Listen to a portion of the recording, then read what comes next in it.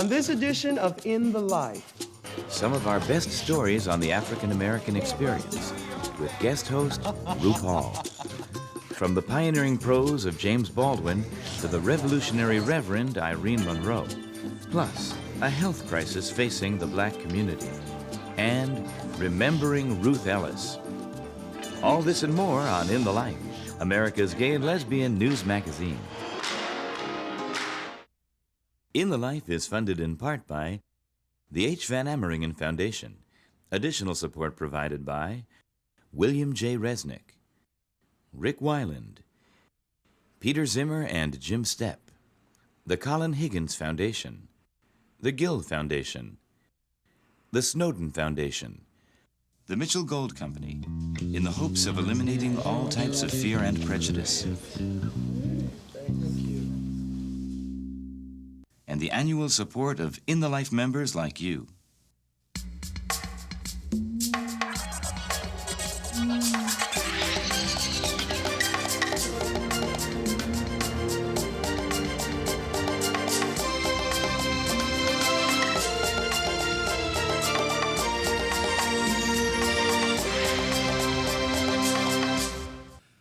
welcome to In the Life, the television news magazine on gay and lesbian issues and culture. I'm RuPaul Andre Charles. Now, from its very first episode in 1992, In the Life has been firmly committed to telling the stories of groups and individuals that reflect the full spectrum of the gay and lesbian community. On this special edition of In the Life, we've brought together a sampling of our best stories on the gay and lesbian African American experience. From the literary genius of James Baldwin to the passion and commitment of modern-day activists like the Reverend Irene Monroe, black lesbians and gay men continue to make their mark on American society. Now, I have a lot of respect for people like the men and women in this episode, being brown-skinned, being queer, having ideas that go against the norm. I can imagine what they've had to go through to accomplish what they've accomplished. I hope they inspire you as much as they've inspired me. On this episode, In the Life correspondent Tanya Barfield profiles author and activist Keith Boykin, and Paul Mueller reports on the growing AIDS crisis in the African American community. It's a national shame and a human tragedy that AIDS in America has been allowed to become blacker, browner, younger, and more female. But first, the original March on Washington in 1963, led by Dr. Martin Luther King, was a seminal event in the struggle for civil rights. What many people don't know is that the chief organizer of that march was a gay man. Bayard Rustin was eventually forced out of his leadership position because of his homosexuality. In 1996, series host Catherine Linton traveled to Atlanta, Georgia for Martin Luther King Day. There, she talked to one woman determined to keep the spirit of Bayard Rustin's work alive. To describe another great man, Bayard Rustin. I'm here with Charlene Kaufman, organizer of the Bayard Rustin Rally. Charlene, why is it important to honor Bayard Rustin today, and why is it important that this contingent march openly in the march? It's very important, particularly here in the South, in Atlanta, with all eyes on Atlanta, that the gay and lesbian movement be a part of the civil rights movement, as well as, and more specifically, the African American gay and lesbian community take homage of Bayard Rustin being an out black gay man back in the 40s. We need that as a positive role model to help break up the silence. Bayard Rustin found himself ostracized from the very community to which he was so devoted simply because of his homosexuality. Today, however, 33 years later, we find gay African-American leaders and organizations striving to educate all communities about issues of race and sexuality.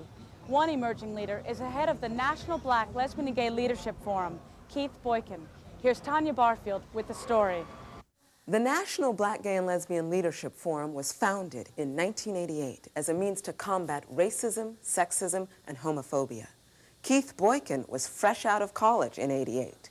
He then went on to law school, held positions on 2 presidential campaigns, and worked for 2 years in the Clinton White House before becoming the Leadership Forum's executive director this past year.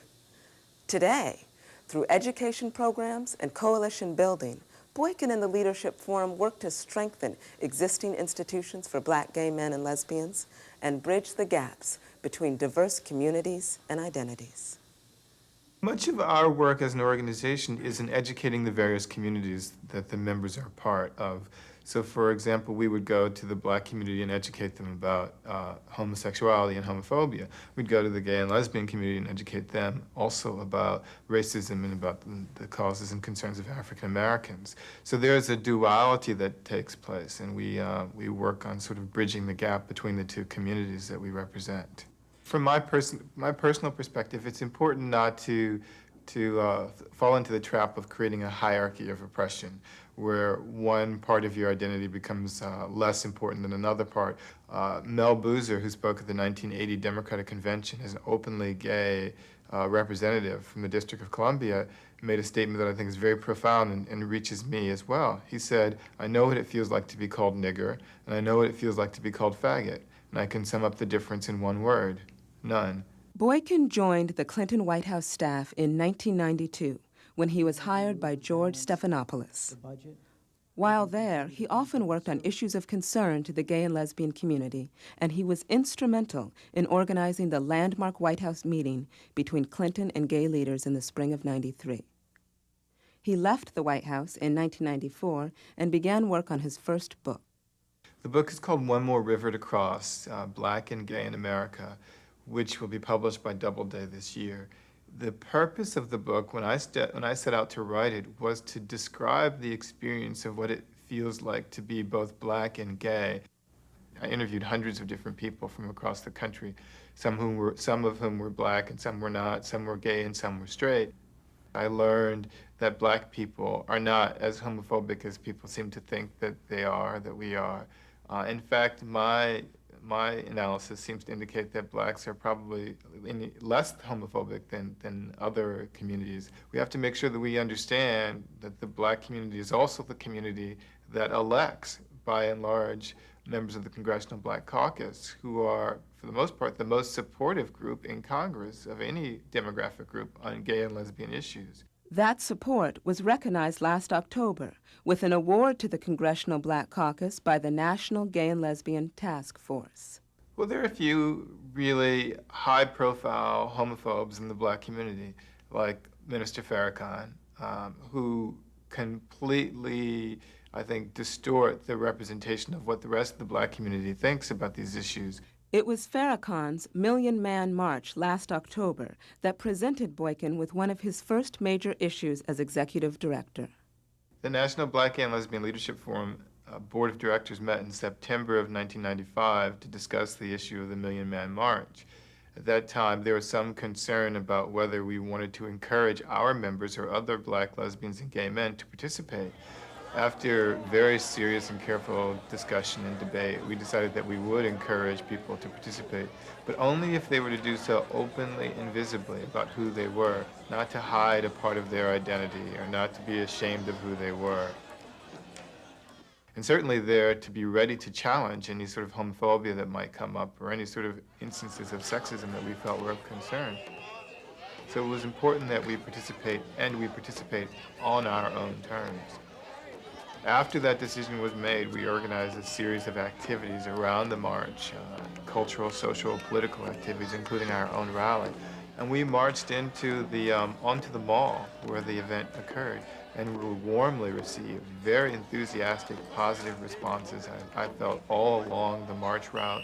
The throng of black men who lined the streets and who were in the streets parted like the Red Sea when we came through chanting "Gay Men of African Descent." I mean, it was just a wonderful, powerful, motivating, moving, inspiring experience for me, and I think for all the people who were there. I think what we learned from this experience, though, was that when we come out and when we are not ashamed about who we are as black gay men and lesbians, that our community, the black community, not only accept us, they respect us more.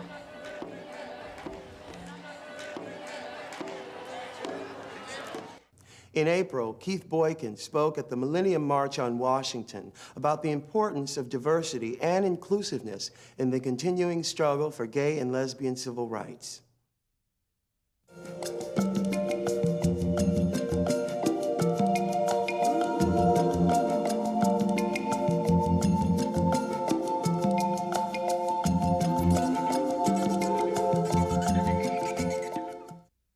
In the next segment, host Catherine Linton profiled a dynamic woman who represents one of the more striking personal examples of what both the modern gay rights movement and the African-American civil rights movement have meant. Irene Monroe has faced and overcome obstacles all of her life. As a baby, she was found abandoned in a trash can in Brooklyn, New York.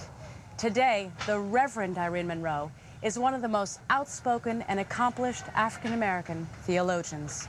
I was abandoned at 6 months. They estimated that I was about 6 months. And so where most people have a date of birth and certainly have a birth name, they estimated since they found me on July 11th that January 11th would be my birth date, assigned birth date. And I get the name Irene Monroe because Sister Irene, who was the head nun of the New York Foundling Hospital, which is in New York City, was a Marilyn Monroe fan.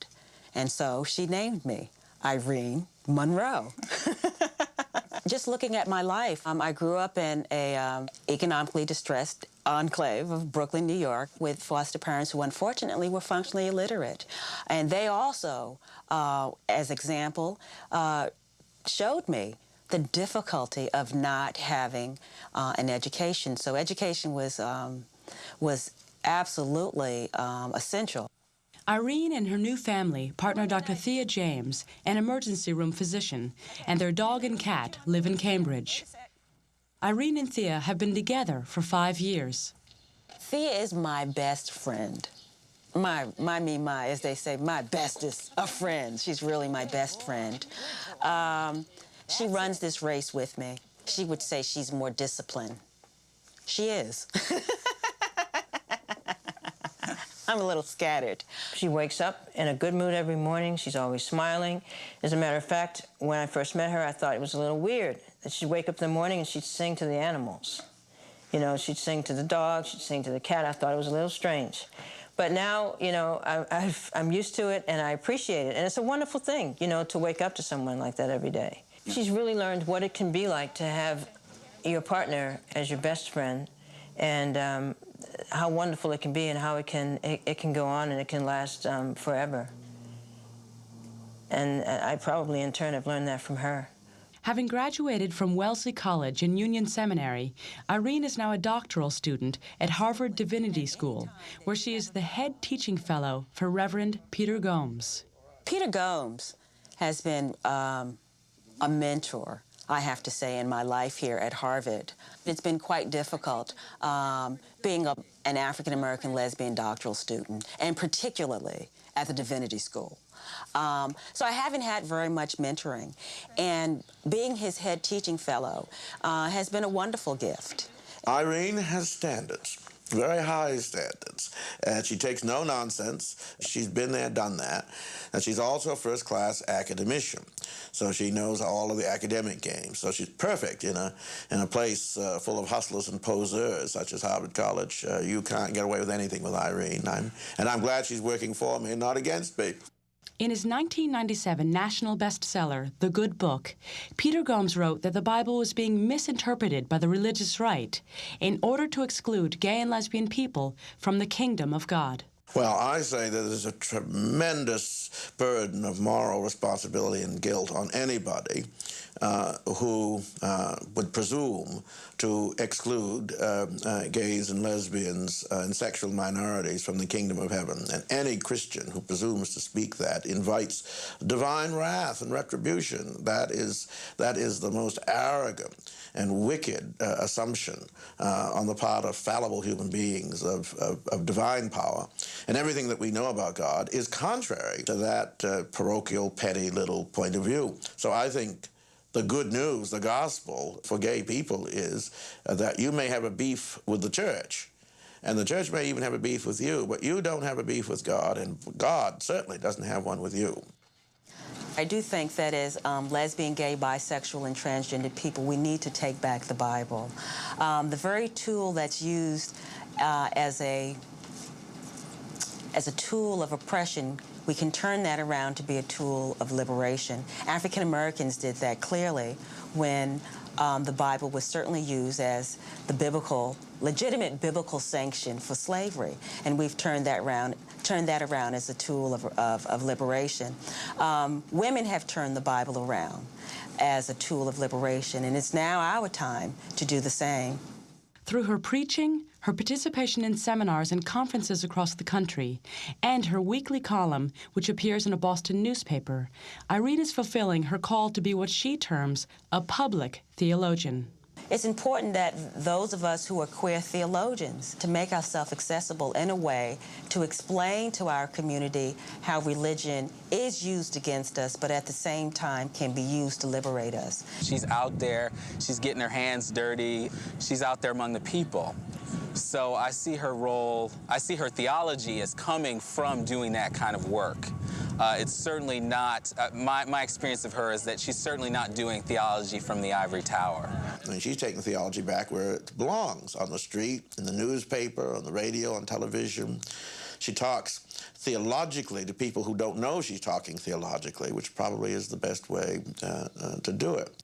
Last year, Irene wrote an article about Nation of Islam leader Louis Farrakhan, which caused great controversy, especially in the African American community. I open up saying that his misogyny is no different than African-American Christian ministers, but that because Louis Farrakhan is in the limelight, we have a lot more quotes by him and a lot more information about how he has shaped his misogyny and homophobia. But in essence, this kind of misogyny that he espouses and homophobia is really pandemic throughout the entire, as I see it, African-American community. To have one kind of extremism shape the American culture shatters very much what democracy is about, which is about freedom, individual freedom. You can't help how you come in this world, but you certainly can help how you leave it and what you do while you're here. God's gift to us is our life, and what we do with our life is our gift back to God. So that's sort of what motivates me. A few months after this story first aired, Reverend Monroe became Reverend Dr. Irene Monroe when she received her PhD from Harvard University.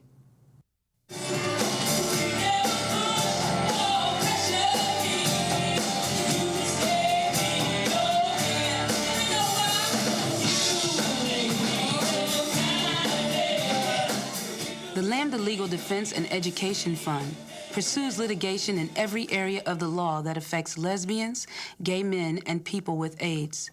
They've succeeded in establishing positive legal precedents in court cases nationwide involving issues such as job discrimination, domestic partner benefits, and adoption. You don't have to be an attorney to make a difference in the fight for equal rights, and Lambda's website offers ways you can get involved in your community. To find the link, visit In the Life's website at www.inthelifetv.org. I'm Toshi Reagon, and you're watching In the Life.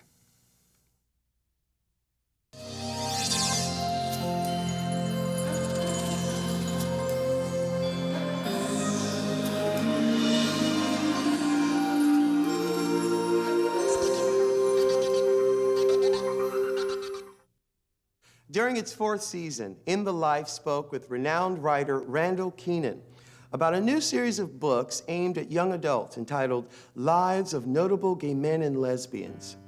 Keenan's book about the life and work of James Baldwin is the first in the series.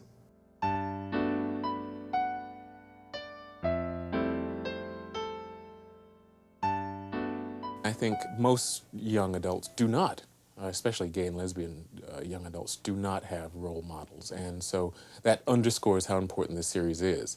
James Baldwin believed very much that love was more important than gender or color or national origin and anything of that matter. Baldwin's first book, Go Tell It on the Mountain, is considered an American classic, but his second novel, Giovanni's Room, is the one that holds a special significance for gays and lesbians. I don't think a lot of people realize how significant the publication of Giovanni's Room was. We must first remember this was in the late 50s, and that heretofore not many people had actually published works about same-sex love. So for James Baldwin to do it, and actually his American publisher refused to publish it, and it had to be published in England first, was a very bold and brave act. An expatriate for most of his life, Baldwin returned to America to take an active part in the civil rights movement. He was scheduled to speak at the 1963 March on Washington, but its organizers, the Southern Christian Leadership Conference, or SCLC, ultimately canceled his appearance. The March on Washington in particular was a bittersweet experience because Baldwin had worked a great deal with the leaders of the march. And the leaders of the SCLC were particularly homophobic and were afraid of letting it known that Bayard Rustin and a number of other people who were working with him were actually gay and lesbian people. So at the last minute, they refused to let Baldwin speak on stage, which I think is one of America's greatest losses. Baldwin never denied the fact that he was what some people might call gay. He felt that he didn't want to be put in anybody's box. He felt already as an African American that that label was in and of itself restrictive when it was defined by someone other than himself. So he had a distrust for using the term gay because he felt it was not a term he himself defined. But he in no way allowed that to define who he fell in love with. So I think when people really read this book, especially young adult gay men and lesbians, they will see that Baldwin was first concerned with love and secondly with how we define ourselves.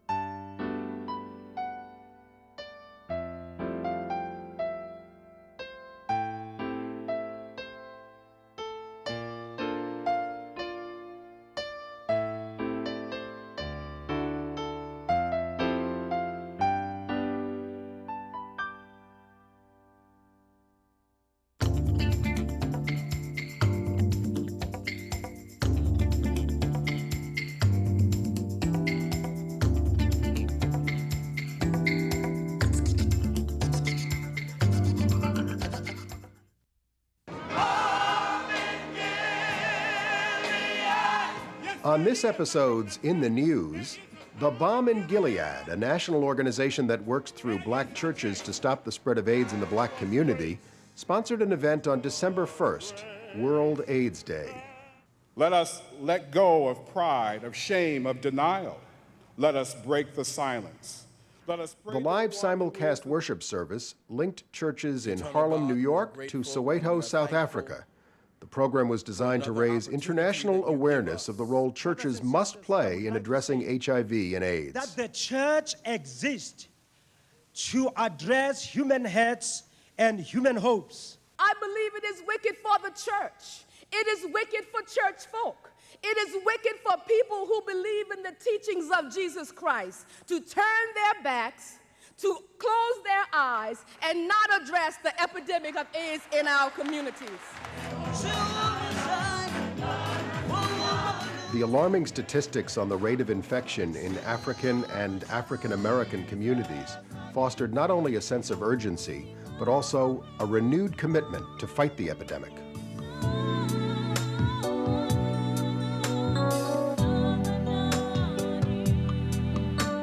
The statistics are distressing when one thinks about it, that 1 in 50 African American men are suffering with HIV or AIDS, and 1 in 160 women are suffering with it. That in our homeland there are the largest population of people suffering, some 22 million in South Africa, and in the Caribbean, the second largest number. The statistics are disheartening. But thanks be to God, we are the people of the resurrection. We have been to bad statistics before. We know what it means to be down and come up. HIV is but the most recent in a long line of seemingly insurmountable challenges. But like political, economic, and racial exploitation, this too will be overcome. The service was later broadcast to 30 African nations, the Caribbean, and throughout the U.S. on the Odyssey cable network. And in December of last year, more than 14,000 high school and middle school students from New England and around the world participated in the 7th annual Team Harmony event in Boston, Massachusetts, to learn ways to combat racism, violence, and discrimination in their schools and communities. What we are heading to is that we are heading for one community that will be based on principles of love, harmony, and peace. Team Harmony combined education, inspiration, and entertainment to help teens understand how they can make a difference in the fight against bigotry. For the first time, Team Harmony went global, with satellite feeds connecting students in South Africa, Northern Ireland, and the U.S. Everybody else, they stay around the people they're comfortable with. President Clinton was also present via satellite. Even though we live in the most modern of worlds, the biggest problem we face, as all of you have been discussing, is perhaps the oldest problem of human society. People are afraid of those who are different from them because of things like race, religion, or sexual orientation. It's an honor to speak to you, Mr. President. And the president addressed a student's concern about the AIDS epidemic that is devastating South Africa. We have to work together to fight this epidemic. It threatens all South Africans, Americans, the young, the old, black and white. You must educate yourselves and educate others and talk about this disease, no matter how hard it is. If you and all your classmates do this, you can protect yourselves and an entire generation. In addition to the annual event, the Team Harmony Foundation is collaborating with Harvard's Center for Public Leadership on the creation of a Youth Leadership Institute.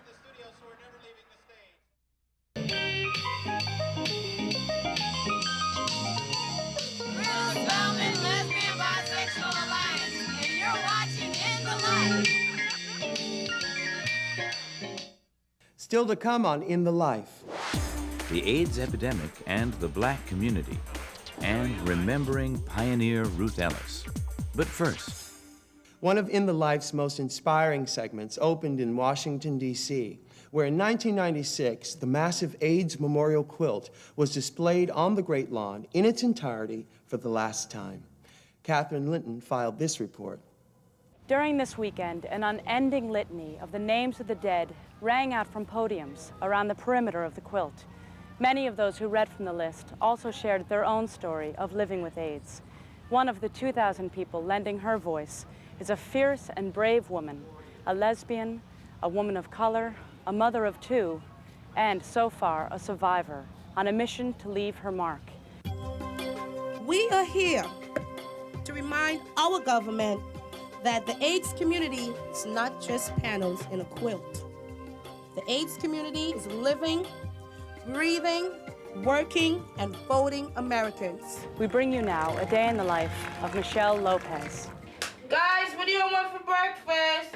Do you guys want waffles and eggs? Yeah. Okay. I get up at 6:30 in the morning, get myself something, probably drink some coffee or so, and then I get them up at 7. Gotta get them, brush their teeth, prepare breakfast, get them out the door. You ate the waffle? Take your vitamins after you eat. Oh, you ate the waffle. Huh? You ate the waffle? Michelle found out she was HIV positive in 1991, and her 6-year-old daughter, Raven, was diagnosed in 1992. Her son, Rondell, is 9 years old. Michelle is not only raising 2 kids, she has used her AIDS diagnosis to speak out for women of color, for mothers, and for lesbians living with the disease. My whole focus and activism is based, on women and children. So, at times I get out there in podiums and I'm talking about women's health, and then I get, I always talk about who I am because, I'm comfortable today, to say that I'm a lesbian living with AIDS. And then I got to deal with this, people asking, but how come you're a lesbian and how come you got infected? I really think it's unfair for a lesbian to have to explain why, she chose to go with men. I just think that is just so unfair.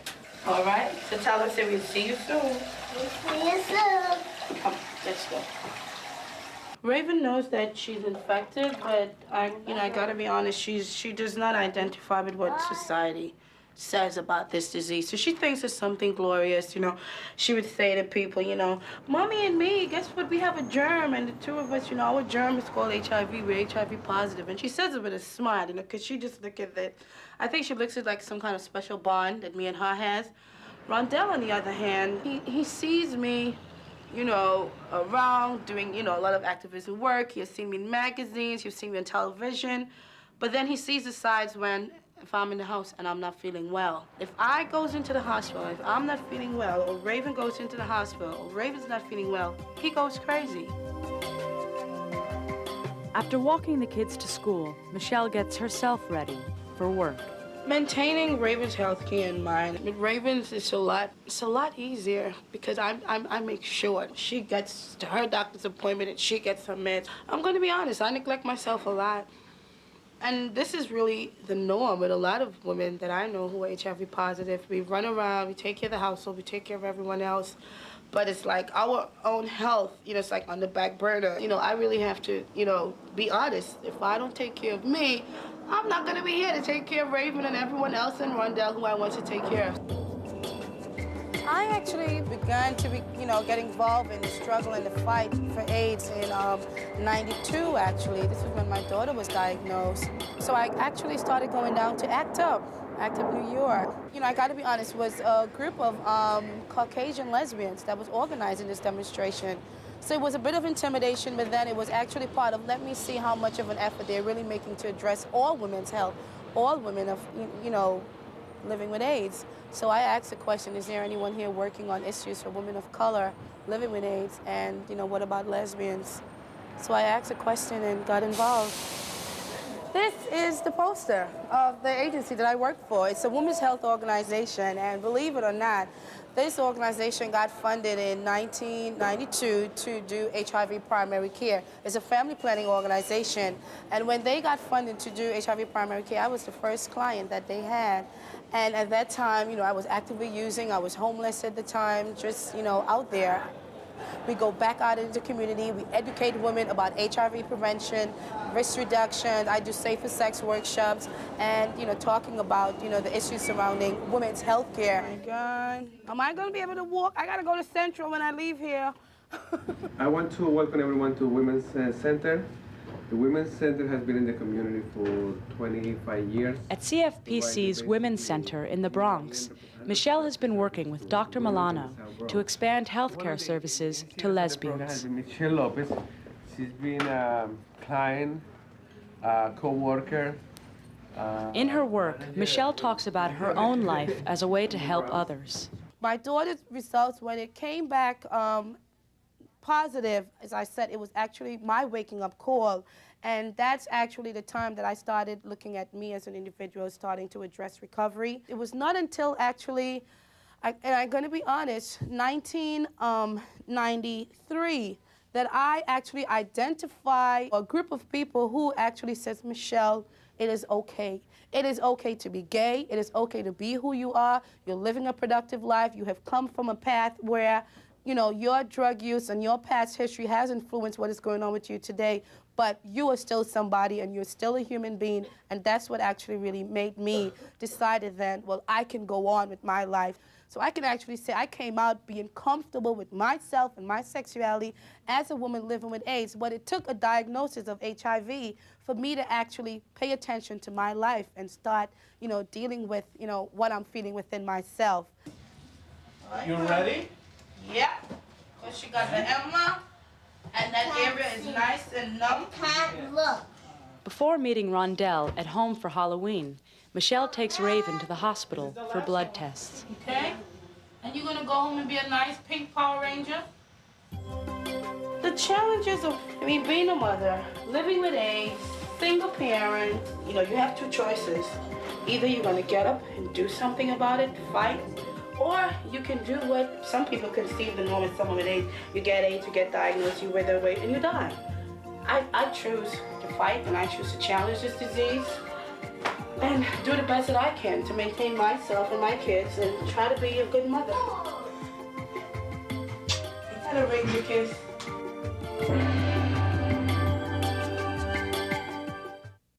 In December of '98, Michelle received a grant from the Fund for the City of New York, which she used to help set up the Family Legacy Project, a program she founded to be run by and for women who are HIV positive.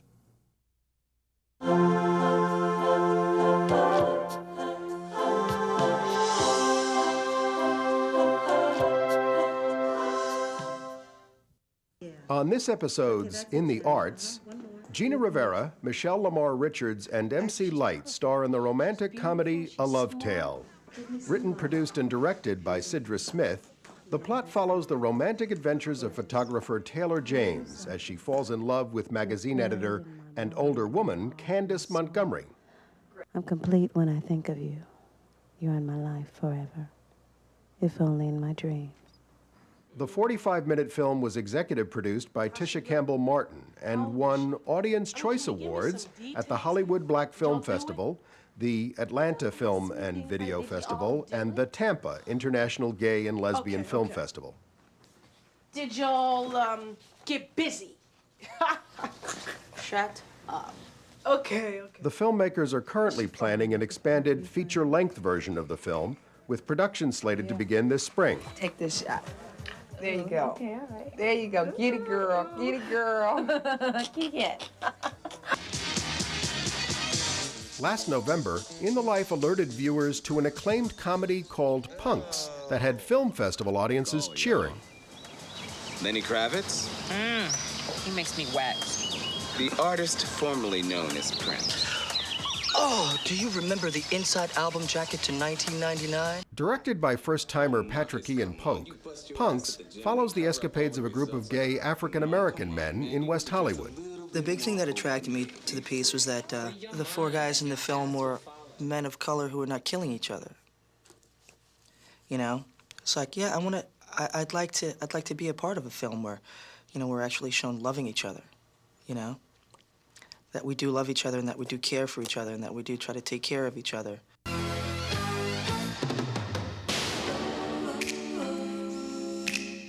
Punks is now scheduled for theatrical release this spring in New York, Los Angeles, and San Francisco, with more cities soon to follow.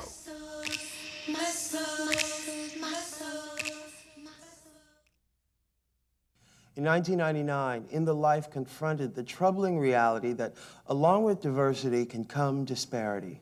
This is no more evident than in the ongoing battle with AIDS, a struggle that has historically been associated with the gay community. But now it is the African American community that is disproportionately affected by the disease. Paul Mueller reported on the rise of AIDS among communities of color.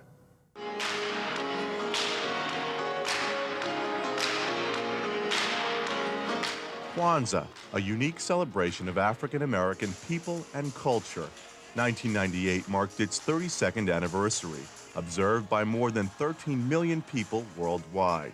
Each day for 7 days, a candle is lit, symbolizing African American pride. But in recent years, this community has felt the deadly consequences of a devastating epidemic. 16,000 people become infected with HIV each day, and nearly all of them live in developing countries. Now, here in the U.S., the number of new reported AIDS cases is on the decline, except in the African American and Hispanic communities, which are experiencing the disease in epidemic proportions, more reported cases than ever before.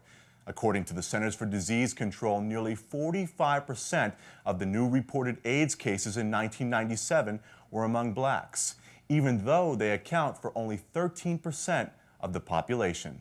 It's a national shame and a human tragedy that AIDS in America has been allowed to become blacker, browner, younger, and more female. Philip Hilton is vice president of the New York-based National Black Leadership Commission on AIDS. Anywhere you have socioeconomically disadvantaged African Americans constituting the majority of any population in any given city, town, or village, chances are they're going to be living in conditions that rival those that exist in third world countries.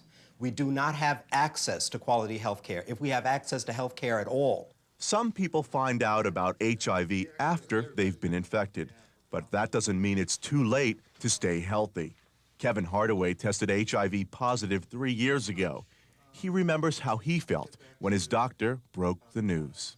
Kind of afraid, kind of frightened, I knew it came with the territory, I was scared. People used to share needles quite often. I've shared them, before this virus was even mentioned. But what Kevin didn't know could have killed him. Today, he's changed the way he lives to accommodate the virus. I have to take care of myself a lot better, eat the proper foods, stay in tune with my doctor, things like that. Things like that he learned as a client at Beehive, Better Existence with HIV, a 10-year-old Chicago-based AIDS service organization serving primarily African-American men who are or were IV drug users. I think largely African Americans, especially in inner cities, are dealing with so many issues that sometimes HIV risk is the last in a long line of concerns. Concerns such as drug use, gang activity, just surviving. As the number of reported AIDS cases continued to rise, Beehive developed 2 new programs centered around issues within the African American community. I think there's a lot of homophobia and a real denial in the community to acknowledge HIV and AIDS as a problem because it means discussing drug use and sexuality. It just came to a point where I said, I want to live. I don't want to die. In order to do that, I have to seek, help. AIDS awareness reached a new level of national exposure in October when President Clinton responded to a call from the Congressional Black Caucus for action in the war against the disease. The president declared AIDS an ongoing and severe health crisis in communities of color and unveiled a plan for $156 million in additional federal funding for programs targeting African Americans and Latinos. This is an unprecedented, historic initiative. Until the 105th Congress and the President of the United States pretty much came to the rescue, we never really had any programs or any specific funding to address those special needs that we have in the Black community. The Congressional Black Caucus came out and basically declared a state of emergency in the African American community in terms of the AIDS epidemic, and I'm glad to see leadership on a national level. But not everyone is breathing a collective sigh of relief. Some, like Hilton, worry about what will happen when the money runs out. This is just the beginning, because this is a one-time only initiative. Once the monies have been spent, unless additional monies are allocated by the 106th Congress, and there's a continuing commitment by the Clinton administration to make sure that we build upon the track record that we've established with this initial $156 million, we're going to find ourselves right back where we started before. Good morning, Momentum. How may I help you? The leading cause of HIV infection in communities of color is IV drug use. The Momentum AIDS Project in New York serves over 2,000 clients, predominantly IV drug users, African Americans, and Latinos, a stark contrast to its gay white male clients when it began 14 years ago. The gay community really worked to conquer the disease with their money, with their expertise, with their various resources. They had a power base that they could use. The more disenfranchised communities don't have access to that. Proper nutrition is Momentum's primary approach in its outreach program, and many of its clients are hungry and homeless. In addition to the food, we do a rather comprehensive nutrition program, which is very important as nutrition is a co-therapy for people who have AIDS. People who have compromised immune systems need different foods from those who do not have compromised immune systems. While most organizations accept clients only after their T cells fall below a certain level, Momentum was one of the first organizations to offer services to clients who are newly HIV diagnosed. If people don't come early, there's no way to be preventive. If you wait until people have been hospitalized a couple of times, you can help them, but not in the same kind of way. How you doing, sister? Oh, It sure is good to see you. You too, thank you. Back in Chicago, an African-American performance ensemble uses humor, drama, and dance to address African-American gay, lesbian, bisexual, and transgendered issues. The members of A Real Read tell their own stories and write material from their own life experiences. Their mission is all about HIV and AIDS prevention to their community. He told me I should trust him. He told me just where and how I should touch him. He told me he loved me. But he told me that he couldn't tell me that he had AIDS because that was too personal. I may be dying, but I gotta stick around long enough to teach my baby. The messages that have reached the white gay community, because they're targeted to them, have worked. They haven't reached the African-American community because a lot of the men in the African-American community, or some of them, are what we call MSMs, men who just mess around with other men. And that is really one of the big things that is killing us. It's unique that we have an opportunity, again, to see a group of people on stage that are saying very clearly out loud, I'm African American, I'm gay, I'm lesbian, I'm bisexual, I'm transgendered, and I'm proud of it. We are all part of this community. We talk about the diversity of the community, we talk about the rainbow, but we often don't see it as the reality. That man has got to be a homosexual. The reality, though, for Kevin has set in, and now he's offering advice to those who think they may be at risk for HIV. If they live in this type of lifestyle, I think they should be tested, you know, period. At the rate we're going right now, it's almost impossible for me to think that things can get much worse than they are at the present time. Right now in New York City, 1 out of 50 people is HIV positive or has AIDS. You know, that's almost every street corner you're on. That's almost every restaurant you're in. It's every subway car you're in. I knew I never should have gotten involved with that woman, part of her power being she was a bad butch who made women unravel, come undone at the seams like Wonder Woman beneath her armor was desperate. I knew I never should have gotten involved with that woman, but somewhere inside she moved me to another country and I started speaking in languages I had never learned. One of the most effective tools in the fight against AIDS is having the right information. Facts about prevention and treatment. If you want more information on AIDS in communities of color, contact the National Black Leadership Commission on AIDS or the National Minority AIDS Council. For these and other links to organizations working in the battle against AIDS, check out our website at inthelivetv.org. This is Pamela Sneed for In the Life.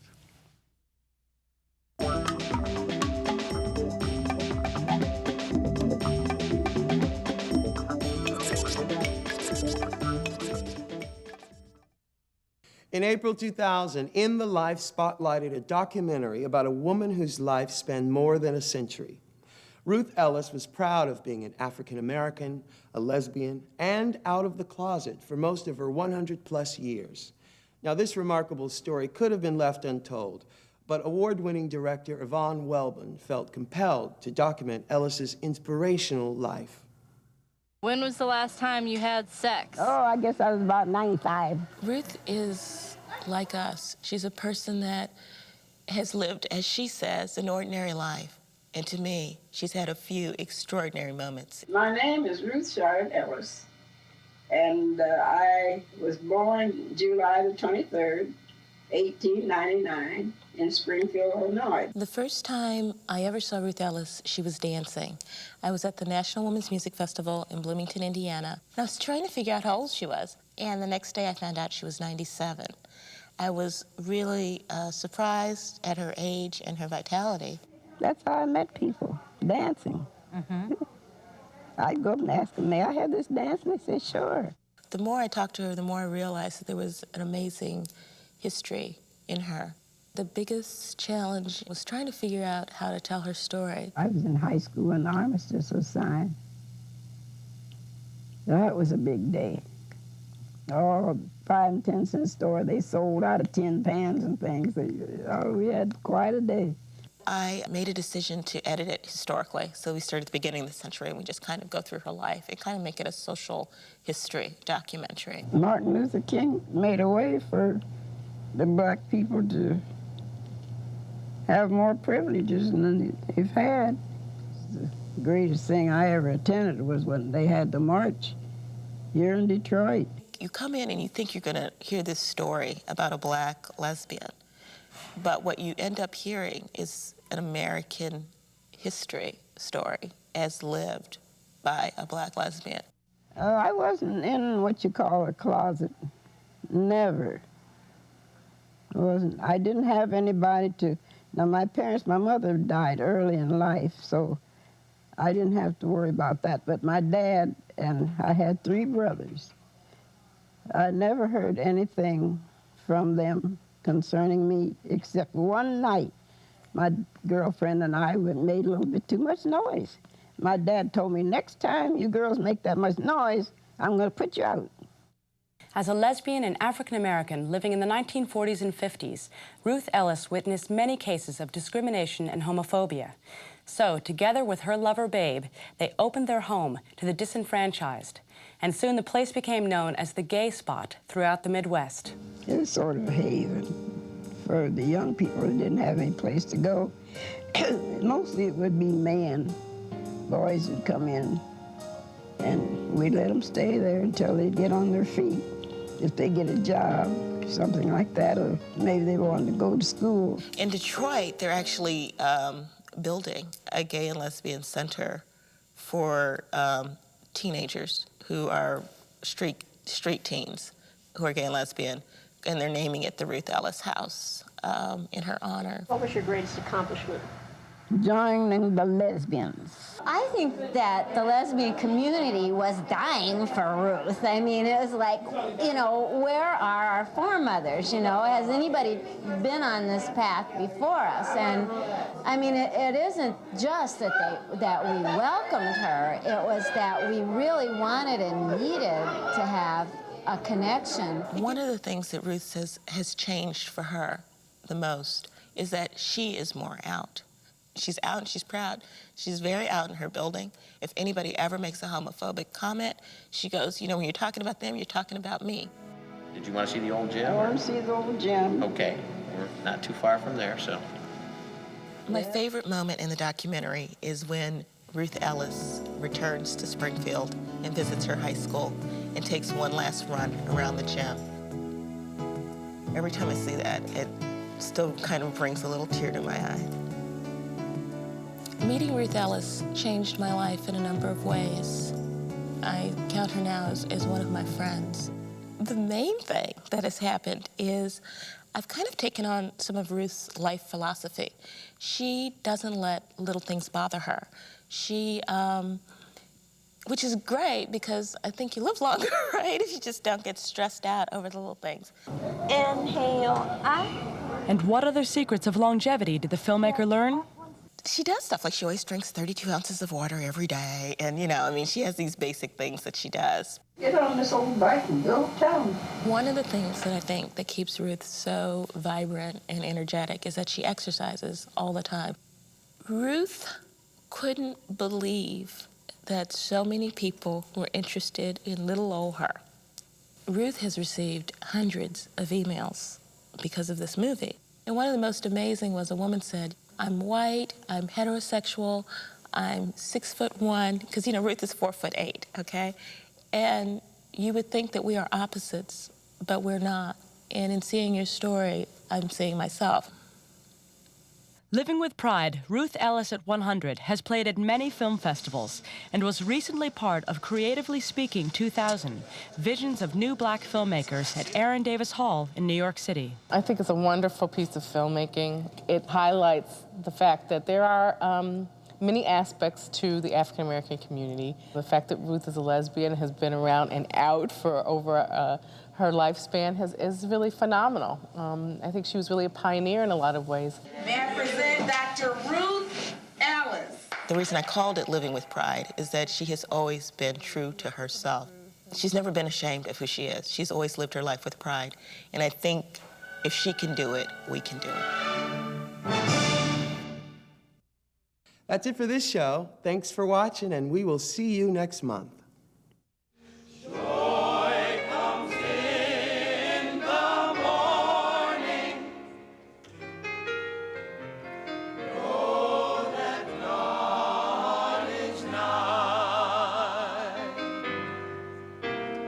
Stand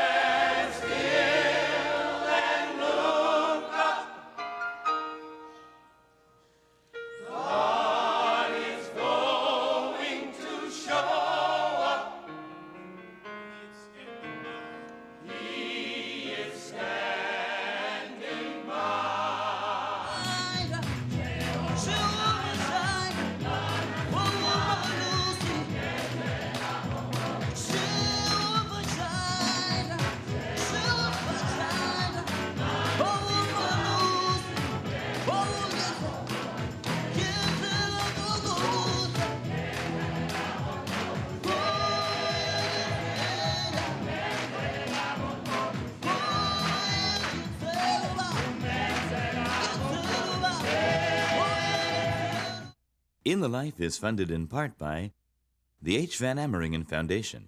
Additional support provided by William J. Resnick, Rick Weiland, Peter Zimmer and Jim Stepp, the Colin Higgins Foundation, the Gill Foundation, the Snowden Foundation, the Mitchell Gold Company, in the hopes of eliminating all types of fear and prejudice, and the annual support of In the Life members like you.